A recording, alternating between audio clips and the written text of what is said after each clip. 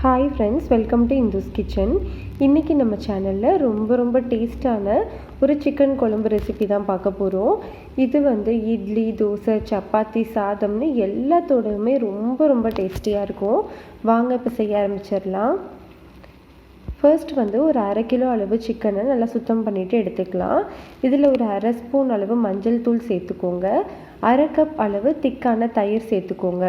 புளிக்காத தயிராக பார்த்து சேர்த்துக்கோங்க. இதுக்கு தேவையான அளவு உப்பு சேர்த்துட்டு நல்லா பிசைஞ்சு வச்சிடலாம். சிக்கன் எல்லாத்துலேயுமே கூட்டாகிற மாதிரி நல்லா ஈவனாக மிக்ஸ் பண்ணி விட்டுருங்க. இப்போ இதுக்கு ஒரு மூடி போட்டுட்டு ஒரு 1/2 மணி நேரம் இதை ஊற வச்சிடலாம். இப்போ நம்ம ஒரு பேனில் 1/2 ஸ்பூன் அளவு எண்ணெய் சேர்த்துக்கலாம். எண்ணெய் சூடானதுக்கப்புறமா ஒரு பிரியாணி இலை சேர்த்துக்கோங்க. ஒரே ஒரு அன்னாச்சி பூ சேர்த்துக்கோங்க. ஒரு சின்ன சைஸ் பட்டை சேர்த்துக்கோங்க. ஒரு ஏலக்காய் சேர்த்துக்கோங்க. இதில் ஒரு 1/2 ஸ்பூன் அளவு சோம்பு, 1/2 ஸ்பூன் அளவு சீரகம் சேர்த்து பொரிய விட்டுருங்க. இது எல்லாமே நல்லா பொரிஞ்சிடட்டும். பொரிஞ்சதுக்கப்புறமா 2 மீடியம் சைஸ் வெங்காயத்தை சும்மா ரஃப்பாக சாப் பண்ணிவிட்டு சேர்த்துக்கோங்க. இதில் 1 இன்ச் அளவு இஞ்சியை சின்னதாக கட் பண்ணிவிட்டு சேர்த்துக்கோங்க. ஒரு 7 பல்லு பூண்டு சேர்த்துக்கோங்க. இதெல்லாமே சேர்த்ததுக்கப்புறமா நல்லா வதக்கி விட்டுருங்க. இந்த வெங்காயம் கொஞ்சம் கலர் மாறணும், அது வரைக்கும் நல்லா வதக்கி விட்டுருங்க. இந்த அளவுக்கு வதங்கினதுக்கப்புறமா இதை அப்படியே ஆஃப் பண்ணிவிட்டு நல்லா ஆற வச்சிடலாம். ஆறினதுக்கப்புறமா ஒரு மிக்ஸி ஜாரில் போட்டு நல்லா ஸ்மூத்தான பேஸ்ட்டாக அரைச்சி எடுத்துக்கலாம்.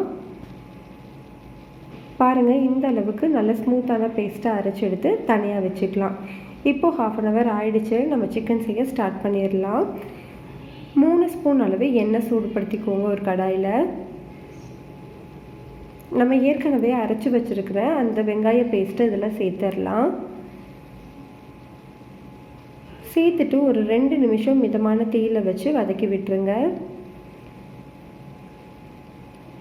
இப்போ இதில் பெரிய தக்காளியாக இருந்துச்சுன்னா 1 தக்காளி, சின்னதாக இருந்ததுன்னா 2 தக்காளியை நல்லா மிக்சியில் பேஸ்ட் மாதிரி அரைச்சிட்டு சேர்த்துக்கோங்க. இந்த தக்காளியோட பச்சை வாசனை போகிற வரைக்கும் மிதமான தீயில வச்சு நல்லா வதக்கி விட்டுறலாம்.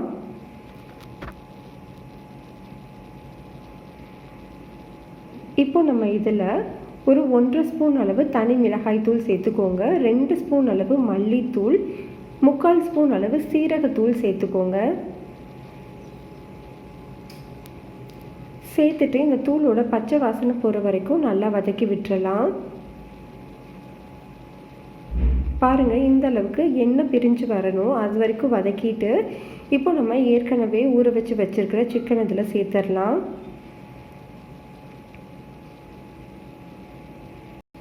இப்போ நம்ம இதை நல்லா மிக்ஸ் பண்ணி விட்டுறலாம். தயிர், அதுக்கப்புறம் சிக்கன்லேயே ஏற்கனவே தண்ணி இருக்கும் இல்லையா, அதனால் இப்போதைக்கு நம்ம எக்ஸ்ட்ரா எதுவும் தண்ணி சேர்க்க வேண்டாம். ஒரு 10 நிமிஷம் நல்லா மீடியம் ஹீட்டில் வச்சு கொதிக்க வச்சுருங்க. பாருங்கள், சிக்கன் இந்த மாதிரி கொதித்து வெந்துடணும். ஓரளவுக்கு நல்லா வெந்ததுக்கப்புறமா இதில் ஒரு 1/2 கப் அளவு தண்ணி சேர்த்துக்கலாம். தண்ணி சேர்த்து நல்லா கலந்து வச்சுட்டு ஒரு மூடி போட்டுட்டு லோ ஹீட்டில் வச்சுட்டு ஒரு 10 நிமிஷம் நல்லா குக் பண்ணிடலாம்.